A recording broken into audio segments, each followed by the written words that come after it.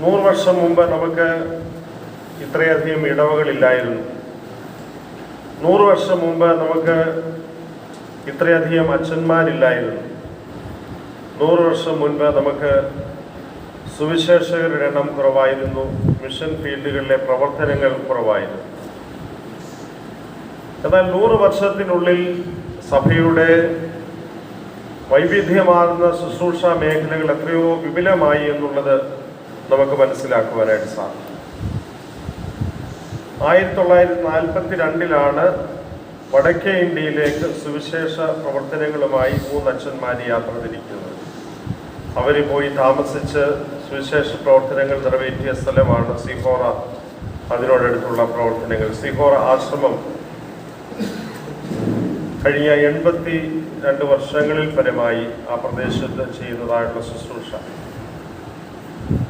അത് നോർത്ത് ഇന്ത്യയിലെ നമ്മുടെ പ്രവർത്തനങ്ങളുടെ പ്രാരംഭം കുറിച്ചുവെങ്കിൽ നമ്മുടെ തെക്കേ ഇന്ത്യയിലെ വിവിധ ഇടങ്ങളിൽ വടക്കേ കർണാടകം മുതൽ മറ്റ് ഇതര പ്രദേശങ്ങളിൽ ആന്ധ്ര, തെലങ്കാന, തമിഴ്നാട് ഉൾപ്പെടുന്നതായിട്ടുള്ള പ്രദേശങ്ങളിൽ മിഷൻ പ്രവർത്തനങ്ങളുടെ ഒരു വ്യാപനം ഈ കഴിഞ്ഞ ഒരു നൂറ്റാണ്ടിലാണ് സംഭവിച്ചത്. അതുപോലെ നമ്മുടെ മാർത്തോമാ സഭാംഗങ്ങളായിരിക്കുന്ന വിശ്വാസ സമൂഹം ലോകത്തിൽ വിവിധ ഭാഗങ്ങളിൽ ജോലി സംബന്ധമായിട്ടും മറ്റ് കാര്യങ്ങൾക്ക് വേണ്ടിയും കുടിയേറ്റം ചെയ്യപ്പെട്ടതായിട്ടുള്ള ജോലി സംബന്ധിച്ച് അന്വേഷണം നടത്തി വിവിധ ഇടങ്ങളിൽ പോയി പാർത്ത് അവിടെയുള്ള പ്രവർത്തനങ്ങളിൽ ആയിരുന്ന ഒരു കാലഘട്ടമായിരുന്നു. അതുപോലെ തന്നെ പോയിടത്തൊക്കെ നമ്മുടെ വിശ്വാസം അത് നിലനിർത്തുന്നതിനും ലഭിച്ചതായിട്ടുള്ള നല്ല ആത്മീയ പാരമ്പര്യവും മൂല്യങ്ങളും നിലനിർത്തിക്കൊണ്ട് സഭയുടെ കെട്ടുപണിക്ക് വേണ്ടി പോയിടത്തൊക്കെ ഈ പ്രവർത്തിക്കുന്നവർ വിവിധ ഇടങ്ങളിൽ ശുശ്രൂഷ ചെയ്യുന്നവരിലൂടെയൊക്കെയാണ് സഭയുടെ വളർച്ചയുണ്ടായി. ഇന്ന് സഭയൊരു കേരളത്തിനുള്ളിലെ മാത്രം ഒതുങ്ങി നിൽക്കുന്ന ഒരു സഭയല്ല, ഇതൊരു ആഗോള സഭയായി തീർന്നത് ഈ കഴിഞ്ഞ ഒരു നൂറ്റാണ്ടിനുള്ളിൽ നടന്നതായ വലിയ സംഭവമാണ്. അപ്പോൾ പോയിടത്തൊക്കെ ലഭിച്ചതായിട്ടുള്ള ഈ കേരളത്തിൻ്റെ പ്രത്യേകിച്ചും മധ്യ തിരുവിതാംകൂർ പ്രദേശത്ത് നിന്ന് പോയിട്ടുള്ള ആളുകൾ ലോകത്തിൻ്റെ വിവിധ ഭാഗങ്ങളിൽ പോയി തങ്ങൾ പിന്തുടർന്നു വന്നതായിട്ടുള്ള വിശ്വാസ ആചാര പാരമ്പര്യങ്ങൾ, അതുപോലെ തന്നെ നമ്മുടെ സഭയുടെ നവീകരണ ആശയങ്ങൾ, സഭയുടെ പ്രത്യേകമായിരിക്കുന്ന ഒരു സ്വത്വം, വ്യതിരിക്തത അല്ലെങ്കിൽ വ്യത്യസ്തത കാത്തു സൂക്ഷിക്കുന്നതായ തുറന്ന വേദപുസ്തകം എന്നുള്ള ആശയം. എന്നാൽ നമ്മുടെ വിശ്വാസ പാരമ്പര്യങ്ങളെ നമ്മൾ വിട്ടുകളഞ്ഞിട്ടുമില്ല. അതൊക്കെ മുറുകെ പിടിച്ചുകൊണ്ട് തന്നെ സഭയുടെ സുവിശേഷ വേലയ്ക്ക് എക്യുമെനിക്കൽ ദർശനങ്ങളിൽ അടിസ്ഥാനമിട്ടുകൊണ്ട് സഭ വളർന്നു എന്നുള്ളത് മാർത്തോമാ സഭയെ സംബന്ധിച്ചിടത്തോളം വളരെ ശ്രദ്ധേയമായിട്ടുള്ള ഒരു ചെറിയ സഭയെങ്കിലും ലോകത്തെങ്ങും ശ്രദ്ധേയമായ ഒരു സ്ഥാനം കൈവരിച്ച ഒരു സഭയായി മാർത്തോമാ സഭയെ ആക്കി തീർത്തു എന്നുള്ളതിന് യാതൊരു സംശയമില്ല. ഈ ഒരു 100 വർഷങ്ങളിലാണ് മാർത്തോമാ സന്നദ്ധ സുവിശേഷക സംഘം അതിൻ്റെ പ്രവർത്തനങ്ങൾ ഇത്രമാത്രം വിപുലമായി ഇന്ന് എല്ലാ ഇടവുകളിലും ഇപ്പോൾ അച്ഛൻ സൂചിപ്പിച്ചതുപോലെ സെൻറ്ററിൻ്റെ പ്രവർത്തനങ്ങൾ മാർത്തോമാ സന്നദ്ധ സുവിശേഷ സംഘം ഏറ്റവും അധികം സജീവമായി എന്ന് പ്രവർത്തിക്കുന്ന സെൻട്രൽ തലത്തിലാകുന്നു എന്ന് അച്ഛൻ പറഞ്ഞു. അങ്ങനെ എല്ലാ തലത്തിലും ഇടവകയിലെ ഇടവക മിഷൻ, സെൻട്രൽ തലത്തിലുള്ള സന്നദ്ധ സുവിശേഷ സംഘത്തിൻ്റെ പ്രവർത്തനങ്ങൾ, ഭദ്രാസനത്തിലുള്ള പ്രവർത്തനങ്ങൾ, കേന്ദ്ര തലത്തിലുള്ളതായ പ്രവർത്തനങ്ങൾ, ഇതൊക്കെ നമ്മുടെ വിശ്വാസ സമൂഹത്തെ വിശ്വാസത്തിൽ ഉറപ്പിച്ചു നിർത്തുന്നതിന് കാരണമായി തീർന്നിട്ടുള്ള വലിയ സംഭാവന നൽകിയ ഒരു പ്രസ്ഥാനമെന്നുള്ള നിലയിൽ എന്തുകൊണ്ടും നമുക്ക് അഭിമാനിക്കാനായിട്ട് വകയുണ്ട്. എന്നാൽ ഈ 100 വർഷം പിന്നിടുമ്പോൾ നമ്മുടെ നേട്ടങ്ങളിൽ അഭിമാനിച്ചുകൊണ്ട് അല്ലെങ്കിൽ അതിൽ തൃപ്തിപ്പെട്ടുകൊണ്ടിരിക്കേണ്ട ഒരു സമയമല്ല ഇതെന്നുള്ളത് കാലം നമ്മളെ വിളിച്ചറിയിക്കുകയാണ്. കാരണം ഇന്ന് നമ്മളായിരിക്കുന്നത് ഒരു വലിയ പ്രതിസന്ധിയുടെ മധ്യത്തിലാണ്.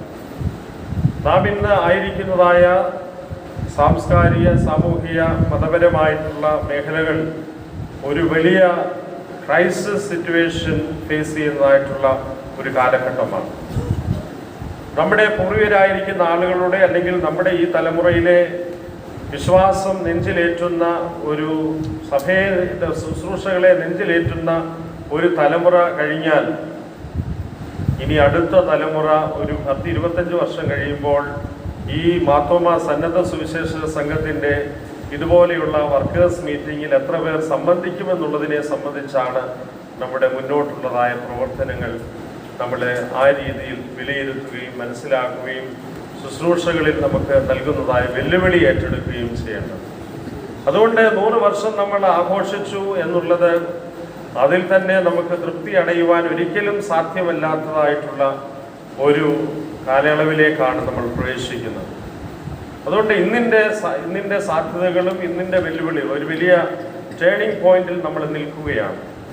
ഇവിടെ നമുക്ക് എന്താണ് ചെയ്യുവാനായിട്ടുള്ളത് എന്നുള്ളത് വളരെ ശ്രദ്ധാപൂർവം ചിന്തിക്കേണ്ടത് ആവശ്യമാണ്. നമ്മൾ ഓരോ ദിവസവും സാമൂഹ്യ മാധ്യമങ്ങളിലൂടെയും മറ്റ് വിവിധ വാർത്താ മാധ്യമങ്ങളിലൂടെയൊക്കെയും വായിച്ചറിയുന്നതായിട്ടുള്ള ഭീതിജനകമായിട്ടുള്ള കാര്യങ്ങൾ, മനുഷ്യ മനസാക്ഷിയെ മരവിപ്പിക്കുന്നതായിട്ടുള്ള സംഭവങ്ങൾ, മനുഷ്യത്വം നഷ്ടപ്പെട്ടു പോയ മനുഷ്യൻ്റെ യഥാർത്ഥ അവസ്ഥ വെളിവാക്കുന്നതായ അനുഭവങ്ങൾ. വിശ്വാസം നഷ്ടപ്പെട്ടു പോയി എന്നുള്ളത് സത്യമാണ്. എന്നാൽ അതിനേക്കാൾ ഉപരി മനുഷ്യൻ ആയിരിക്കുക, മനുഷ്യത്വം നഷ്ടപ്പെട്ടു പോകുന്ന ഒരു സ്ഥിതിയിലേക്ക് മനുഷ്യൻ എത്രമാത്രം വേഗത്തിൽ മാറിക്കൊണ്ടിരിക്കുന്നു.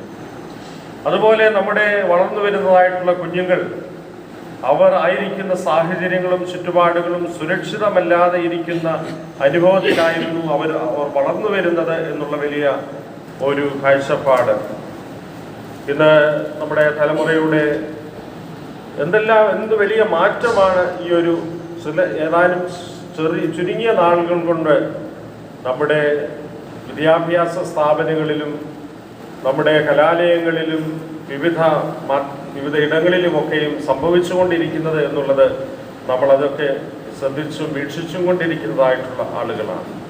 അതുകൊണ്ട് നമ്മെ സംബന്ധിച്ച് വളരെ വലിയൊരു ഉത്തരവാദിത്വം, വലിയൊരു ചുമതല, വലിയൊരു ഭാരം നമ്മെ ഭരിക്കേണ്ടത് ആവശ്യമാണ്.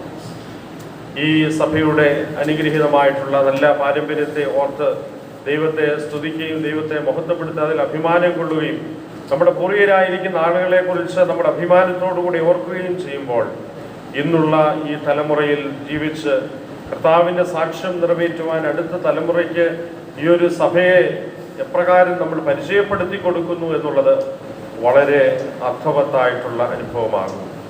ഇന്ന് നമ്മൾ ആയിരിക്കുന്ന സാഹചര്യം എന്ന് പറയുന്നത് സാമൂഹ്യ മാധ്യമങ്ങളുടെ അതിപ്രസരത്തിൻ്റെ ഒരു കാലഘട്ടമാണ്. എന്തും ഏത് വിധേനയും ആരെക്കുറിച്ചും എന്തും എഴുതി പിടിപ്പിക്കാം, എങ്ങനെയും പ്രചരിപ്പിക്കാം എന്നുള്ള ഒരു പ്രത്യേക സ്ഥിതിവിശേഷത്തിലേക്ക് നമ്മളായിക്കൊണ്ടിരിക്കുകയാണ്. ഏതെങ്കിലും ഒരു സ്ഥലത്ത് ആരെങ്കിലും ഒന്ന് സംസാരിക്കുന്നത് പോലും എല്ലായിടത്തും പുരമുകളിൽ കൊട്ടിഘോഷിക്കപ്പെടുന്നു എന്ന് പറയുന്നത് പോലെ തന്നെയുള്ള ഒരു പ്രത്യേക സമയത്താണ് നമ്മളായിരിക്കുന്നത്. ചെറിയ ചലനങ്ങൾ പോലും ലോകത്തിൻ്റെ വിവിധ ഭാഗങ്ങളിൽ ഇരുന്നു കൊണ്ട് അതിനെ സസൂക്ഷ്മം വിലയിരുത്തിക്കൊണ്ടിരിക്കുകയാണ്. എന്നാൽ അതിൻ്റെ യഥാർത്ഥത്തിലുള്ള അതിൻ്റെ നിജസ്ഥിതി മനസ്സിലാക്കുകയോ അതിൻ്റെ യഥാർത്ഥത്തിലുള്ള അവസ്ഥ എന്താണ്, യാഥാർത്ഥ്യം എന്താണെന്നുള്ളതിനെ പറ്റിയൊന്നും മനസ്സിലാക്കാതെയാണ് വിശകലനം നടത്തുകയും അതിനെപ്പറ്റി അഭിപ്രായം രേഖപ്പെടുത്തുകയും ചെയ്യുന്നത്. അതിൽ നിന്ന് മാർത്തോമാ സന്നദ്ധ സുവിശേഷ സംഘം ഒഴിവല്ല എന്നുള്ളതാണ് ഞാൻ പറഞ്ഞതിൻ്റെ അർത്ഥം. നമ്മളൊരു എക്സെപ്ഷൻ അല്ല. ഇന്ന് ഈ കഴിഞ്ഞ ദിവസങ്ങളിലൊക്കെ പലതരത്തിലുള്ള ന്യൂസ് നമ്മുടെ വിവിധ സാമൂഹ്യ മാധ്യമങ്ങളിൽ നിറഞ്ഞു നിന്നു. പലരും എന്നോട് ഫോൺ ചെയ്ത് ചോദിച്ചു എന്താണ്